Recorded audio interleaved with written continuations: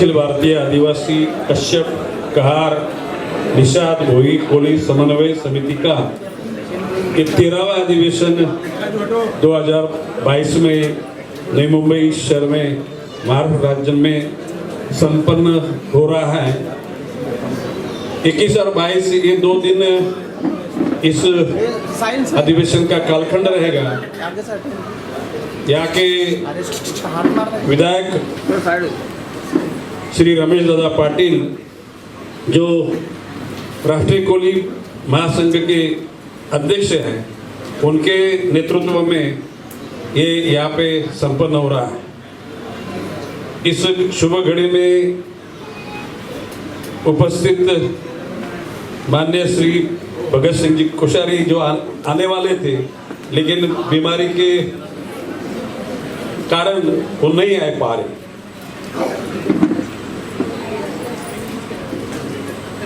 यहाँ पे उपस्थित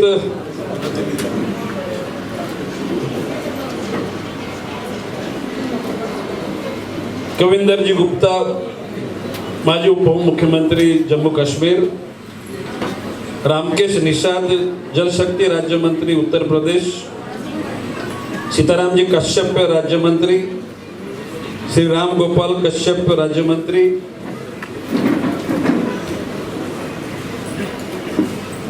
यहाँ उपस्थित हमारे यहाँ के शेतकरी संगठन के सरचिटनीस श्री पीसी पाटिल जी,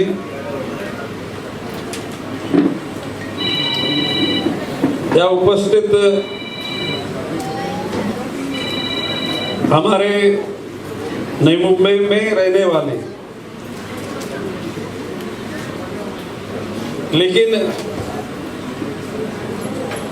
सबको अपने वाणी से आकर्षित करने वाले, जिनको बहुत बड़ी उपाधि भी मिली, ऐसे माधव बुआ शाबाशकर, यहाँ पे उपस्थित बहुत सारे सांसद, विधायक और इस महासंघ के प्रतिनिधि भाई और बहन, मुझे कहने में बड़ा आनंद हो रहा है। रमेश दादा पाटिल के नेतृत्व में केतन पाटिल भी युवा वर्ग को अपने साथ आगे आगे लेके जाने का प्रयास कर रहा है। रमेश दादा पाटिल को ये विधायक पद मिलने के बाद महाराष्ट्र के हर जिला में जाके, हर तालुका में जाके, कई कई जगह पे गांव में जाके लोगों की जो असुविधा है उसकी जानकारी लेके वो असुविधा सुविधा में रूपांतरित करने का प्रयास उन्होंने बड़ी मात्रा में किया। उनको बहुत बड़ी मात्रा में उसमें कामयाबी मिली। जो इंसान मन में इंसानियत का भाव रखता है, वो इंसान को सभी के दुख दर्द की मालूमात होती है।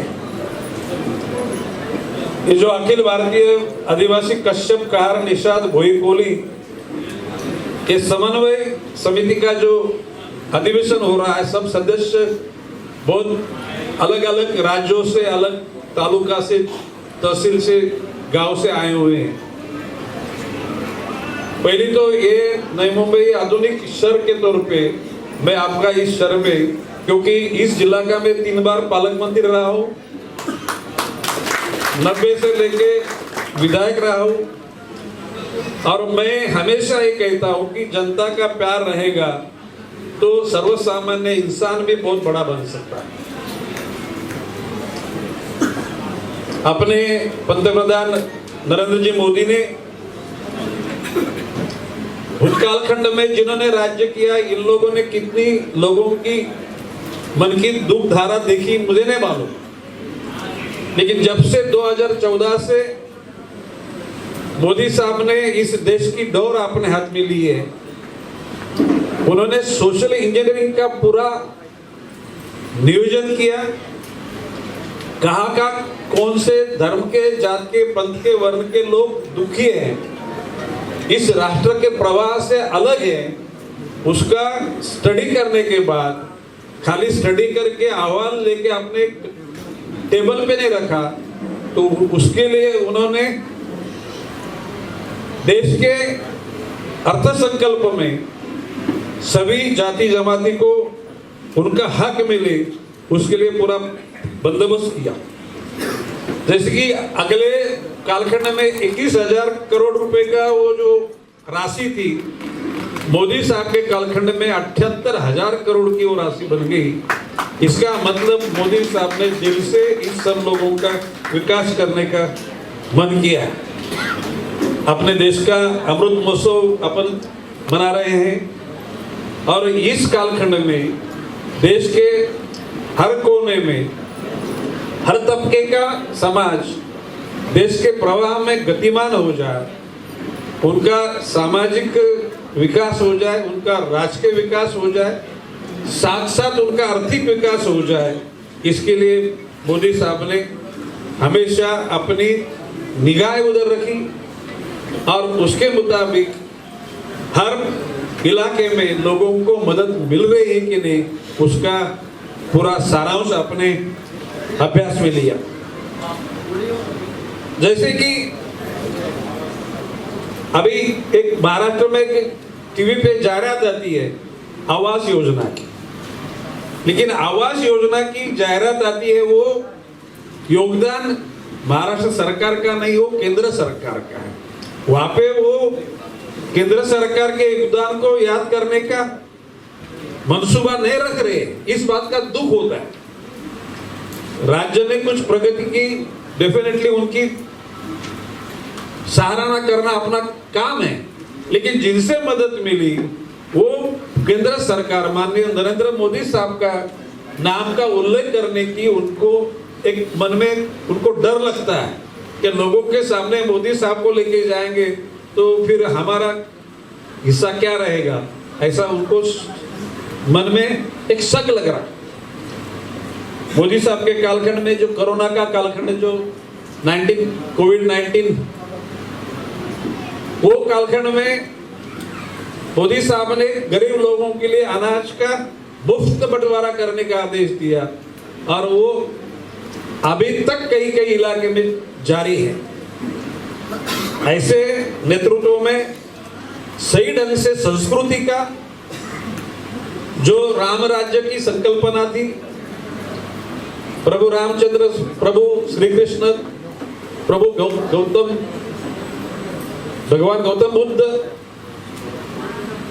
भगवान वर्धमान महावीर और उसके आगे आगे जाते तो महाराष्ट्र में छत्रपति शिवाजी महाराज हो, डॉक्टर बाबा साहब अम्बेडकर हो, ऐसे महान प्रबुद्ध लोगों ने समाज के प्रति अपना योगदान दिया, इसलिए उनका आज भी नाम अपन लोग ले रहे हैं। रमेश दादा पाटिल ऐसे तो फिशरमैन कम्युनिटी से होने के बावजूद भी वो खाली फिशरमैन नहीं रहे, उन्होंने उद्योग में कदम रखा। मेरे स्मरण के मुताबिक इस MIDC में ऑक्सीजन का प्लांट लगाने वाले, ऑक्सीजन का निर्मित करने वाले स्थानिक लोगों में से रमेश दादा पाटिल पहले एक व्यक्ति थे। बाद में उनके सुपुत्र केतन, उन्होंने कैपिटल के बिजनेस में आए, RMC के बिजनेस में आए और अभी बहुत भारी मात्रा में अपनी खुद की प्रगति करते करते अपने साथी लोगों को भी उस प्रगति का मदद मिले, उसके लिए उनका प्रयास जारी है। मुझे आप लोगों को देख के बहुत आनंद हो रहा है। मैं रमेश दादा से बोल रहा था कि भाई सबके चेहरे पे आनंद दिख रहा है, इसका मतलब आप नई मुंबई शहर में आने के बाद में आपका जो दिल से स्वागत किया गया है, उस स्वागत पे आप खुश हैं। Am I right or wrong? सही है। तो आगे चल के अभी ये तो हाल में अधिवेशन हुआ है, रमेश दादा को मैं कहूंगा कि बड़ी मैदान में कभी अधिवेशन करने का होगा तो भी रमेश दादा को आप याद करो, पूरी ताकत से हम रमेश दादा के साथ में खड़े रहेंगे। रमेश दादा इस खुशी के वक्त में आपने हमें याद करके बुलाया। चेतन ने खुद आमंत्रण करने को आया था, मैंने बोला मैं आऊंगा रमेश दादा का कार्यक्रम, और तुम्हारे परिवार ने जो कुछ भी समाज के प्रति योगदान देने का इरादा किया है वो हर योगदान के वक्त में एक साक्षीदार के तौर पे हम खड़ा रहने वाले हैं। आपसे मिलकर खुशी हो गई। बहुत बड़े महानुभाव व्यासपीठ पर मौजूद है। ईश्वर का पहचान है, ईश्वर में रहने वाला हर धर्म का, जात का, पंथ का, वर्ण का, वर्ग का इंसान स्वाभिमान के साथ, निर्भयता के साथ रहता है, और उसका श्रेय वही जनता को जाता कि जिन्होंने अपने सही प्रतिनिधि को वहां पे बड़ा बनाने का इरादा किया। मुझे आप लोगों का सबका दर्शन देने का रमेश दादा और उनके परिवार ने मौका दिया, महाराष्ट्र महान पुलिस संघ ने मौका दिया, इसलिए मैं सबका आभारी हूँ। आगे चल के आपका फिर से दर्शन करने का मन में इरादा रखता हूँ, और कहीं और कार्यक्रम के लिए जाना है, इसलिए आपसे इजाजत चाहता हूँ। जय हिंद, जय महाराष्ट्र।